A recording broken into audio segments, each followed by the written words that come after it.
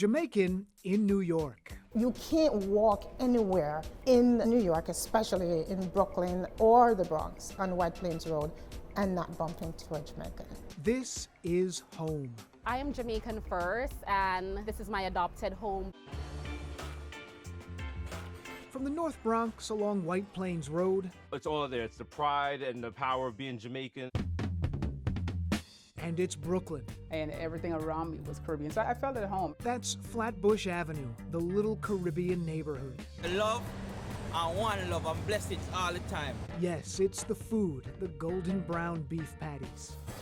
And of course, all that flavor.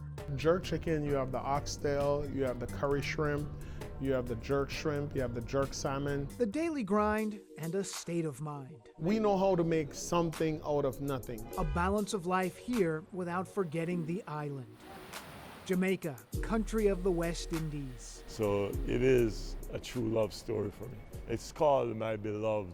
Fox 5 is doing a story about Jamaicans in New York City. Full stop. That's the story. Listen, I saw the email. I said, say less. Let's go right there. Sometimes it seems like there's no stopping Jesus Nice. I just want to make my immigrant parents proud, my Jamaican community proud, my family proud. A first-generation Jamaican American from the Bronx, the Wakefield section. And that section of the Bronx is a heavy West Indian culture. From there to here, a hit podcast, Bodega Boys, a show on Showtime, Desus and Mero, with fellow New Yorker the Kid Mero. Just two guys from the Bronx, two kids of immigrants, just grinding. Their guests include everyone from former President Obama to Dr. Anthony Fauci. Because they know that our audience isn't one that necessarily might not be reading the newspaper or might not be getting their information from traditional news sources. So the best way to reach them and inform them would be coming on our show. His commercial triumph may be the exception, but a record of success isn't hard to find. Jamaicans have been migrating to the U.S. Since the early part of the 20th century. Allison Wilson is Consul General from Jamaica to New York and 32 states in the U.S. Jamaicans here are professionals. They're nurses, doctors, persons that are in the beauty industry. A community that rallied recently, her initiative raising money to buy tablets for schools in Jamaica struggling to recover from the pandemic. We already sent a shipment of 1,200 tablets down to Jamaica to assist these students. We now have another shipment of over 1,300 tablets. About 1 million Jamaican Americans reside in the U.S., a third live in New York City. New York City is my home, now away from home. Not many have a resume as dignified as Dr. Maurice Wright, the medical director at Harlem Hospital Center.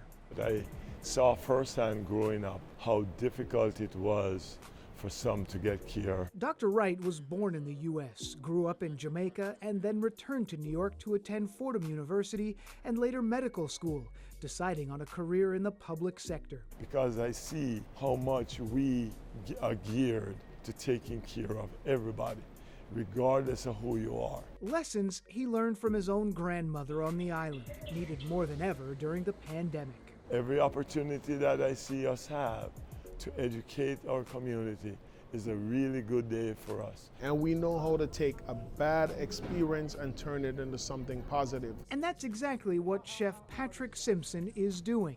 This is his place, the Simpson Restaurant and Bar in Brooklyn, just across from the Barclays Center. The menu infused with flavors of the island from the Jamaican-born chef. We have a 5-cheese macaroni and cheese that is served with a jerk oxtail. He opened the spot last July, the height of the COVID crisis. Now with restrictions easing, the lines are often out the door. People have so much pent-up energy from being in the house for a year. Like many professionals living in the city, he works hard and gives back, opening a culinary school on the island for kids, some like him, growing up with stints of homelessness. Jamaican diaspora and the Jamaican community who's there to support you and there to help you and push you along the way.